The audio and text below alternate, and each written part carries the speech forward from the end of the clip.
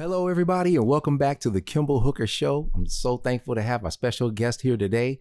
It's amazing. We've been here for 3 seasons. Thank you for supporting us here in Las Gatas.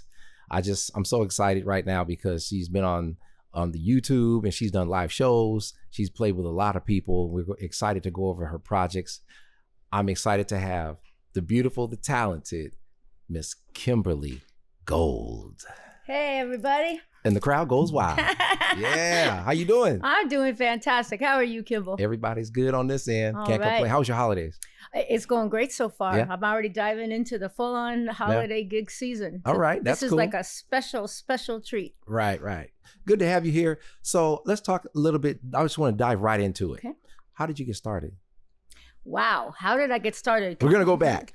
So you want to be a little more specific? Like how far back you want me to go? Okay. So like your interest in music, like how did you're obviously a guitar player and a vocalist and a songwriter. I got your story. I got it. So we want to make sure the people, your fans, your listeners, and the people that just don't know you, Okay. we're going to teach them, show them who you are. Who is Kimberlye Gold?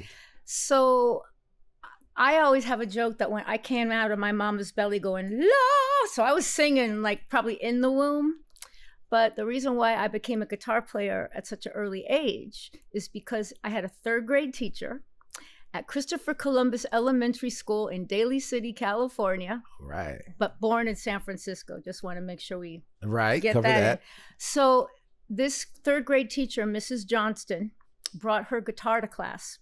And every day, this is going to show my age, but oh well, she played us songs by Peter, Paul, and Mary. Wow. Goes back. Goes way back. And I was already like a fan of R&B music. In fact, I have a whole story about my obsession with Michael Jackson and the Jackson 5. Oh my goodness. That's 2 of us. Oh, okay. That's right. Saw him at the Cow Palace in 1970. My mom and dad took my little brother and me to see the Jackson 5 at the Cow. Were you there? I was not there, but I'm enjoying this story. But anyway, so this teacher was playing guitar in our classroom every day.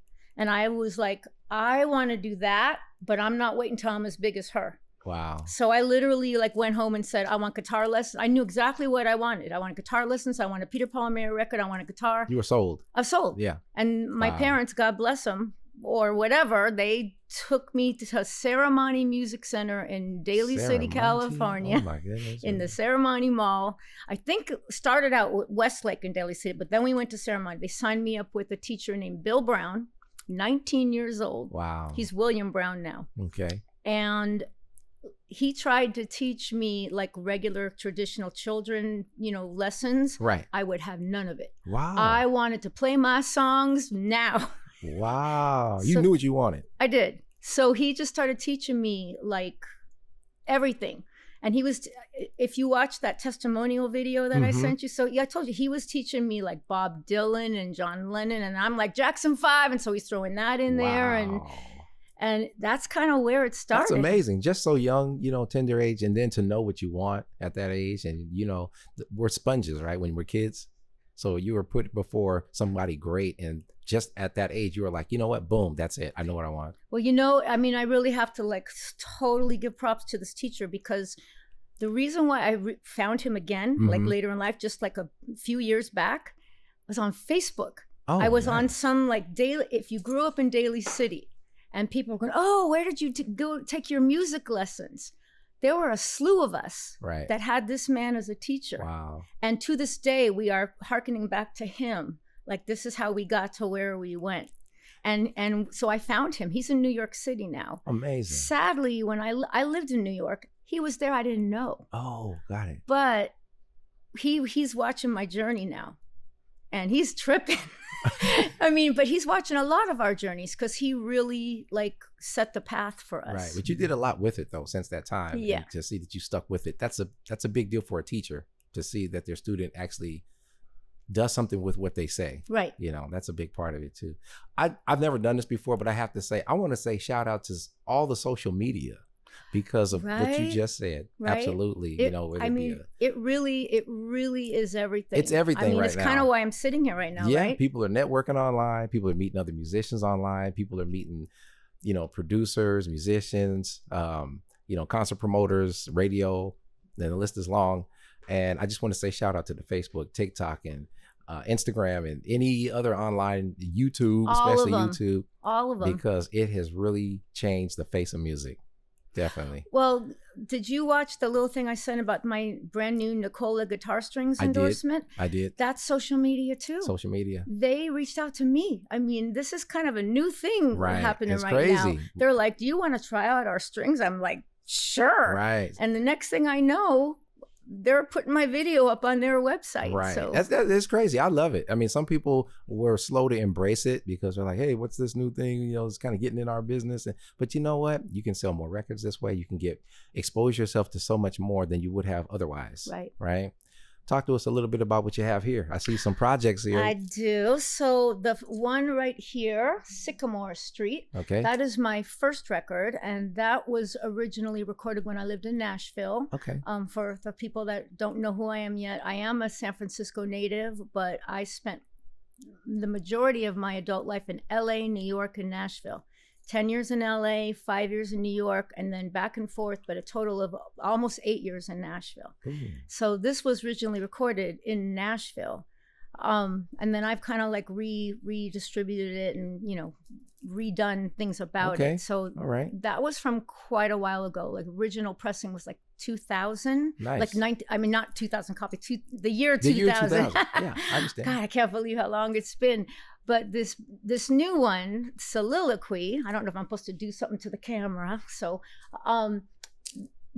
very exciting. This is the very first time I'm even like teasing this, but this record was released in October of 2022. Nice. Okay.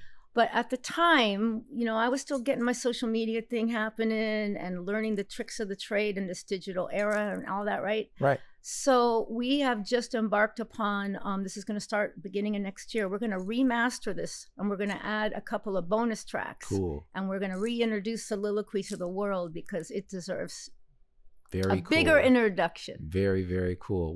Okay, so that name Soliloquy, where did you get that name from?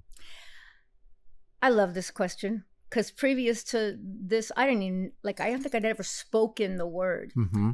There's a closing song on this record is called Nowhere to Go But Gone. And there's a line that I came up with that said something about the way we communicate, you know, it's like our private soliloquy. And that just came to me for the lyric of the song. And so when that found its way into the song, and this was right before we released the record. It was the last song on the record. And that has a whole story behind it. It was an original song that I wrote in Nashville many years before, and we revamped the whole thing and rewrote it. And that just said, you know, this record is like my innermost thoughts.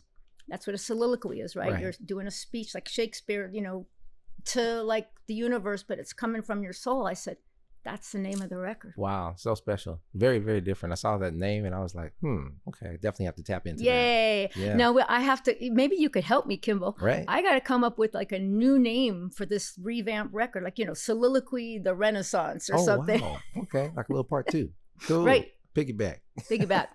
Nice. Okay, so. Oh, and I just want to say, definitely got to give a shout out to my producer, Jimmy Goings. Jimmy Goings. All right. Yes. That's nice. He's a also San Francisco native, or is that? I think he's South Dakota native. Oh, In wow, fact, you he just traveled. got inducted, I believe it was last year, to the South Dakota Rock and Roll Hall of Fame. Did you know there's a South Dakota? I know Who now. knew?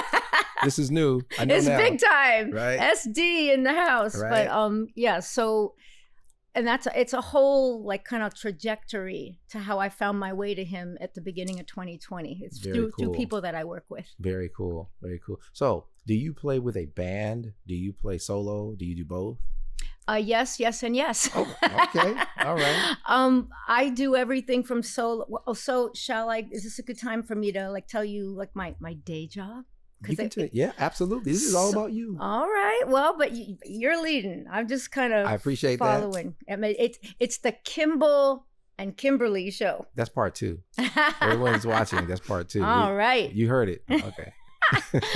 I don't know if I'm supposed to be like looking just at you, or you have to let me know about this. We didn't talk about that. This is you. That's I'm here, me. and we're here. Gotcha. All right. So, your band. So, I am now this month. Last month, November. Okay. I just entered my 14th year of running my own business playing music at retirement communities, hospitals, skilled nursing facilities, senior centers. And that has changed everything about my life, because once I found that, I never had to do anything but play music again for the rest of my life. No date, no other kind of job. Wow. That's amazing. That's a story behind like how that started. So many people don't understand, doing what you want to do, it's a privilege. It is a privilege. It's a privilege, and some people, they don't understand that. They just go, well, I'm stuck doing this. You spent your whole life doing this, wanting to do it. Well, and some people never get a chance to do it. Right. My whole life, I did other things to support my music habit. Right. But shall I tell you really quickly how it started? Absolutely, tell it. Because it is a beautiful story. I mean, it's a crazy story. Your fans want to hear, and so do I. Oh, so at the end of 2011, okay, I had moved back from Nashville, Tennessee to come to help take care of my mom. I moved back from Nashville twice. Once for my dad, stayed here a bunch of years, went back to Nashville for a short amount of time, and then came back to help my mom. Okay. And I had been out of the workforce for a couple of years. I was really focusing on her caretaking. I kept her going for 4 more years. Shout out to Mom. But I needed to get a job again and start, being an employed person in the world. And the way I used to make a living for my entire life since I'm a little kid is the restaurant industry and then eventually the clerical industry. But when I tried to get back in the workforce, I could not get hired. I was competing with people half my age that had way more skills than me, especially the clerical thing. Right. I have a lot of skills, but being a tech genius is not one of them. Right. I get other people to help me with that. And so at the end of 2011, I was like, well, I wonder if these little retirement communities would like some Christmas music, because I could play some Christmas songs. Okay. So, and at that point, I didn't even have my own PA. I'd been traveling around for so long, I just didn't have all my stuff. So I just, one of the things that a lot of people don't know about me is I spent over a decade as an entertainment journalist. Nice. That's a whole other story. Wow. So I know how to get, and plus with my music career too, I always knew how to get indoors. I mean, you could probably tell I'm not shy. Right. So I just contacted a few of these retirement communities and said, hey, you want some Christmas music? And they're like, yes, we do. And I got about a half dozen bookings, just acoustic, just me and my voice and my guitar and my personality. And they're like, we want you back. Nice. So I'm giving away some trade secrets here, but I basically went, you know what? This is your shot. You can build this. You can learn a bunch of, these old tunes that you knew how to sing, maybe you didn't know how to play. And so I just sat down in front of the computer, and within a month's time, I learned enough to do a full set. Never done anything else as far as a job. Right. Again. That's amazing. And through that, I've been able to, mostly solo, because that's the question you ask, but through that, every now and then I get enough money to hire like other musicians. Got it. And through that, one of the musicians that really changed the trajectory of my most recent music life is I got, I love saxophone. I sing from my music. Of course. So I got to hire, actually, the first saxophone player I hired, you remember the band Iggy Pop and the Stooges? I sure do. So he was my number one for a good long while. Steve McKay, shout out to Steve McKay. He was booked on a couple of retirement performances at the beginning of 2015. Okay. And he called me and he said, Kimberlye, I can't do your shows. And I was like, why? And he said, because I have cancer. Oh. So I'm like, okay. I mean, my heart's breaking and I've got a business to run. So long story short, I reached out to a gentleman that I only met a couple times, Tom E. Politzer from the band Tower of Power. And I sent him a message and I just said, you probably don't even remember me, but we met a couple times. I need a sax player for a couple of retirement gigs. I'm sure I'll never hear from you. I can pay you a little bit of money. And in 5 minutes, he's like, I'm in. Where? Wow. Nice. And so through working with Tom, that's how I started meeting all these other musicians. And that led me to the producer that I'm working with. Nice. Now. I saw something online too. I'm a drummer as well. So Dave Garibaldi, he had spoken very highly of you too. That was pretty cool. So this is hilarious. I will share it because why not? This is why David Garibaldi and I, are going to be family forever. I was on so quickly you asked. So I do solo, I do duo, I do trio, and I do full bands. And this all, I've done full bands my whole life, but not with like a full horn section and all that. But I have been leading up towards wanting to do something like that. And at the end of 2017, this is It's just funny. At the end of 2017, out of nowhere, and I'm very physically active. I, do my exercise walk every day and all that. I found out, I thought I had pulled a muscle. I needed a hip replacement. Oh my goodness. So I was on a gig with Tom, and, I'm talking to him, I need a hip replacement, and he said, David Garibaldi has had 2 of them, and I bet you he can help you. We're going to call him right now. And he gets him on the phone. He goes, oh yeah, Kimberlye. He said, call him. He wants to help you. So David became what I called my #1 hip whisperer. Wow. And he was just an absolute source of inspiration and comfort and guidance throughout this whole process. And I've never told this, but it's fun for this show. Of course. So they wheel me into the room where you get the anesthesia before the surgery. Right. And I'd never had major surgery in my life. I was scared to death. Oh, wow. So I'm laying there and I'm ready to get my injections. And out of nowhere, this voice came out of me and said, can somebody play the song, What Is Hip? Wow. I'm not even remotely kidding. And some guy goes, is the live version okay? And the last thing I remember was ba-da-da-da-da, the beginning. And then the next thing I knew, I was in the recovery room. Oh, wow. So Tower Power and David Garibaldi got me through my hip surgery. And I was back to work in 3.5 weeks. Oh, wow. But see how it got you through? It did.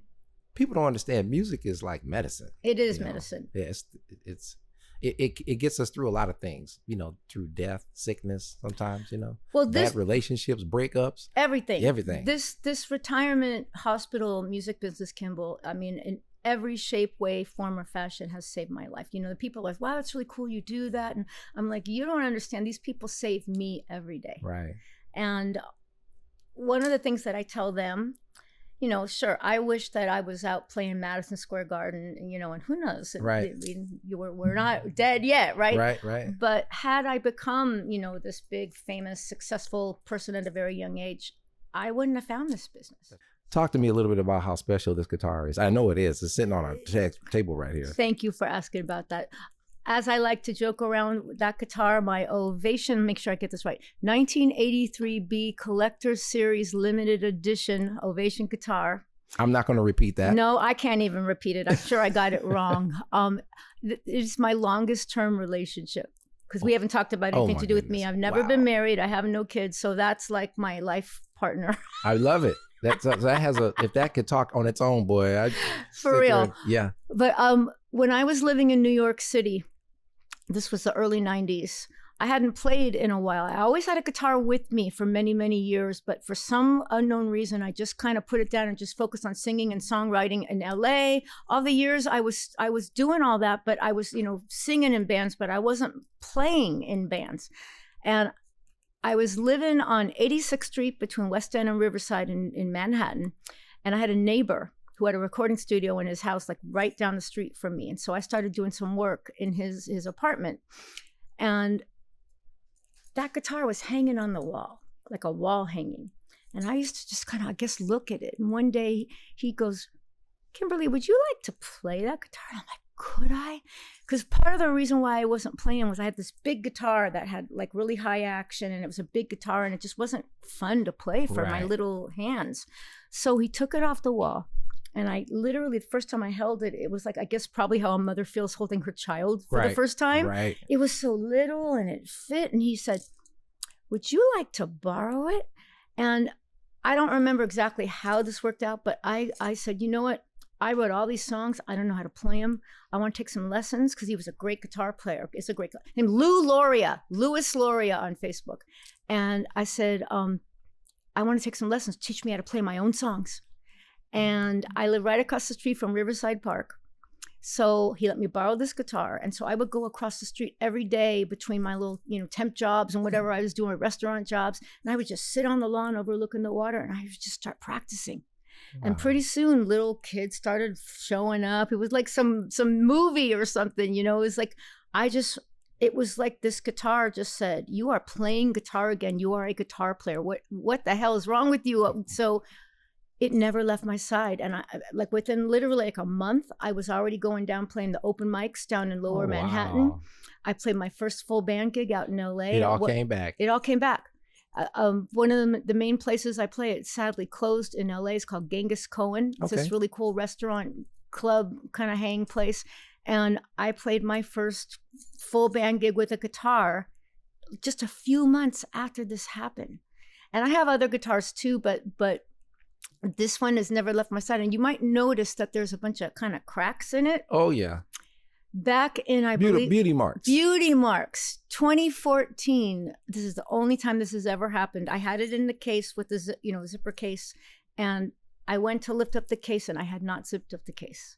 And it flew up in the air and it crashed down to the ground into like what felt like a million pieces. And I had this guitar tech, God bless guitar doc Paul Villaggi. God rest his soul, he's no longer with us. And I was calling, oh my God. And he's like, Kimberlye, stop talking, put it together, drive over here now. And within 2 days, 3 days, he put Humpty Dumpty back together again. Nice. And he said, you can't do anything else with it because it won't sound the same. But you have it. I have it. Mm-hmm. So it's stayed with me through all this time. Memories. So that's the story behind that That's guitar. the story. Beautiful story. I love it. I love it. So the Rascals, I want to know more about the Rascals. How on that CD, because I know you did your own rendition of that. Talk to me a little bit about that. So the song is called How Can I Be Sure? Yes.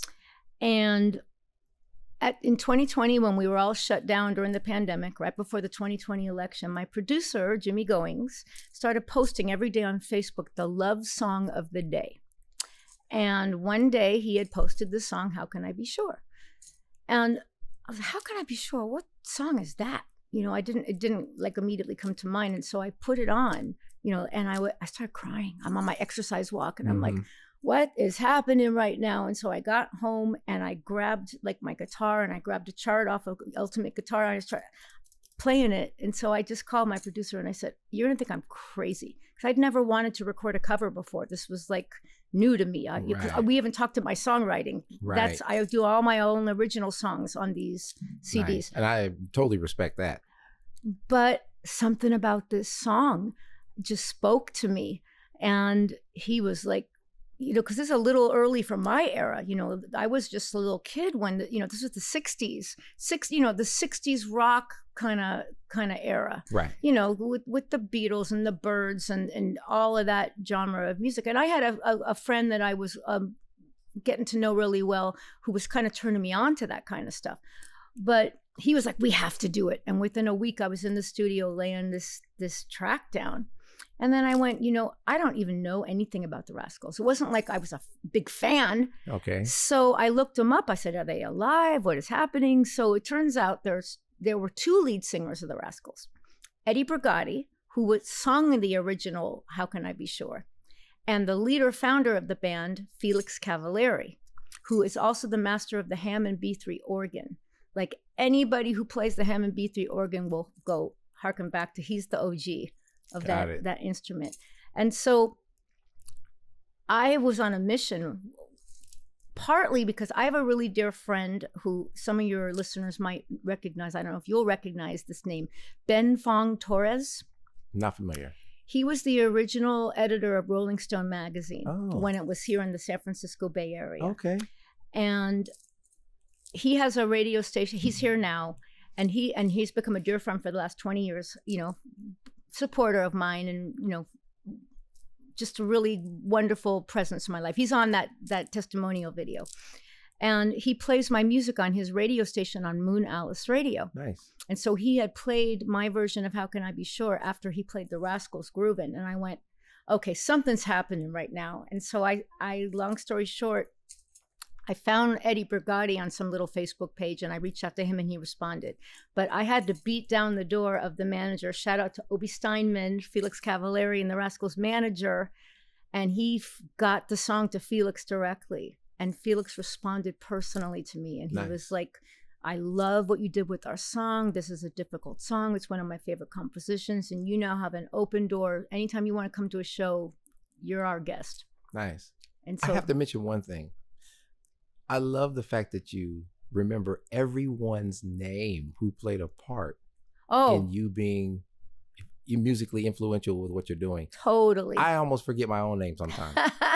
I'm serious. It's like every time you think of something, you're like, oh, I want to mention the shout out to this person. So I just want to say thank you for remembering all those people and giving them their credit and how they played a role, special role in your life. I so appreciate you recognizing that, because I mean, even when I'm posting something on Facebook or Instagram or whatever, and I'm calling attention to a song, like a song that I've covered. Right. I find out who wrote the damn song. Right. I don't swear on. Oh no, we're good. We're good. But it's like, it's real, and that's, we should segue to the fact that I'm a songwriter, because I just think it's so important to credit the songwriters. Wow, that's amazing. Talk to us a little bit about your songwriting. That's huge.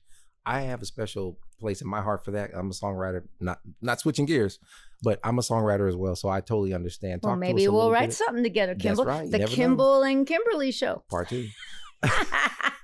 So talk to us a little bit about your songwriting. How did you come about like wanting to, because some people start the other way around where they're learning covers and well, I did start that way for sure. So how did you transition into originals? Well, you know, again, I have to credit William Brown, because, you know, he allowed me to immediately connect with the greats. You know, I mean, I was learning Carole King, and I was learning the Beatles, and I was Aretha, all these people that were like, you know, my blood. And I'm learning how to play, you know, their songs. And in high school is when I think I first started recognizing that, hey, you know, I have my own ideas and I can come up with some stuff. Okay. But honestly, it didn't really happen in a very serious way until I moved to Los Angeles. Oh. And that's when I had, you know, started getting in my first bands, you know, starting with cover bands. And it was about 1980, again, I'm dating myself, but 1985. I joined an association called National Academy of Songwriters. Okay.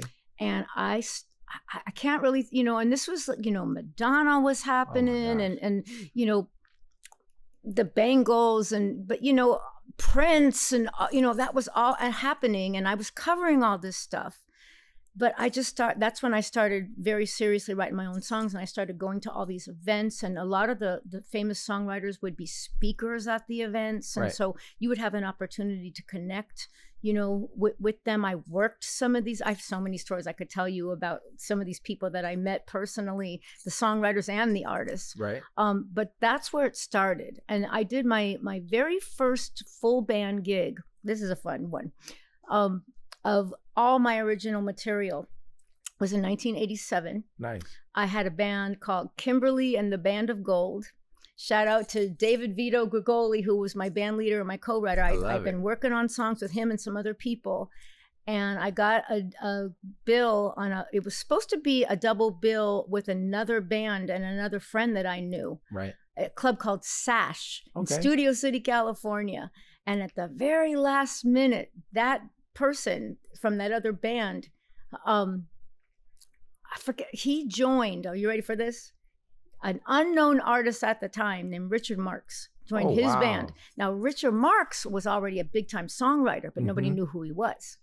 And so I was on a double bill with Richard Marx for my very first gig, and it was a sold out show, standing room only. That's amazing. Between my people that were there and Richard Marx's people that were there. And I think we both won like top draw of the month for Music Connection magazine. It was a big LA thing, but that was kind of how the whole songwriting thing started. And I was doing it both ways. I wrote by myself, but I love collaborating. Okay. And even when I wasn't playing guitar like I am now, I always had, like, you know, lyrics were a big thing for me, but the melodies and the music, and where do you draw your inspiration from for writing? You know, it comes in so many different ways. I mean, when I've been in the zone in times, I mean, you're a songwriter too, right? Yes. Yeah. So, I mean, have you ever woken up in the middle of the night? All the time, and you're like, where's a pen? Right, and, you know, yeah. So I mean, it's come that way. There's a song, I'm not going to tell the whole thing, but there's a song on my new record that was the single called "The Right Kind of No," and you could look it up on YouTube. It's got a lyric video and everything. But I literally I'm not going to give it away, but I got the idea from a TV show that I was watching one night, and not in a creative space or anything at all, but I was watching, and this woman was having some kind of romantic, difficulty in her life, and she was out with her girlfriends, and the dude that she liked called her, and she went and talked to him, and she came back, and she's all excited, and they were like, what happened? And she's like, well, he said no. And they're like, well, why are you so happy? And she said, because sometimes the right kind of no is better than the wrong kind of yes. And I went, wow.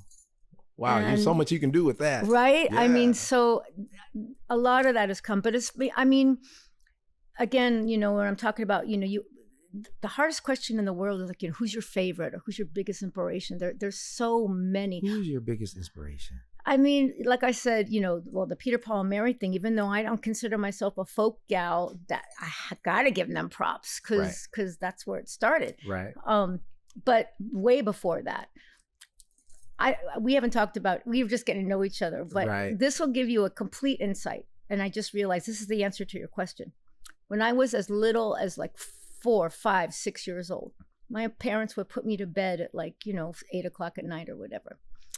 And unbeknownst to them, I would sneak my little transistor radio. Transistor radio. Remember transistor radios? Not an app? No, long before. And so are you from the Bay Area? I sure am. Okay, then you're going to know this. This will be fun. I have my 3 go-tos. Ready?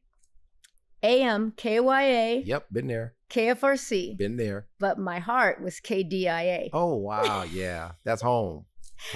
And I would just stay up. I don't know how I ever got any sleep, but I would just listen, and especially with the AM ones, they would play everything. Right. So, I mean, this was always in my blood. And another thing, and I can't begin to tell you exactly how this happened, but when at a very, very young age, I had amassed this giant record collection. Clearly, though, my parents were, my mother anyways, was buying these records for me. I wasn't buying them for myself, but I had every Jackson 5 record. I don't know if you know this, but when I was 9 years old, 10 years old, I was going to marry Michael Jackson. Oh my! Yeah, we had it all planned out. He didn't know anything about it, because his birthday was 2 days after mine. Oh, I'm August 27. He was a little bit older than me, but yeah. But I mean, so even the Partridge Family, and then I was also a big musical theater fan. Oh, nice. I had the whole the cast album of Jesus Christ Superstar, and I knew every syllable of all these records. It's just in your blood. And I would be running around the house creating the whole show. Yeah. And then here's another thing. I've never talked about this. Do you remember these TV shows like Zoom? There was Zoom. Okay, of course there was Sesame Street, but there was Zoom, the Electric Company. I remember Electric Company. Okay, Electric. That's the one I'm thinking of. Right. That had the famous people in it. Wasn't Samuel L. Jackson or one of the? No, I remember. When you just said Electric Company, Big Bird, and it was a whole. That was Sesame Street. Characters. But I mean, music was just always was LeVar Burton on there? I think. Yes. Was he? Well, he was on one of them. Yeah. But there was an original. It was either Samuel L. Jackson or it was one of those OG actors that they were a part of this whole thing. But it was just always like I told you in the first segment.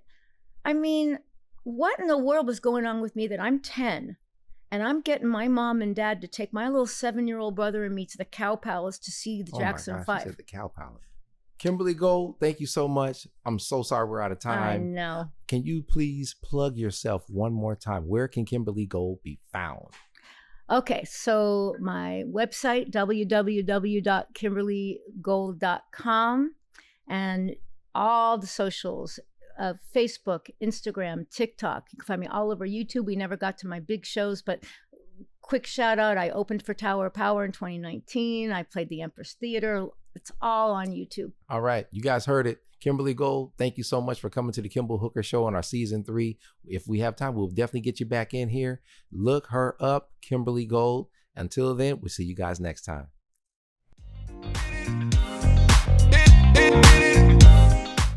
You just heard the Kimball Hooker Show here on KCAT Radio.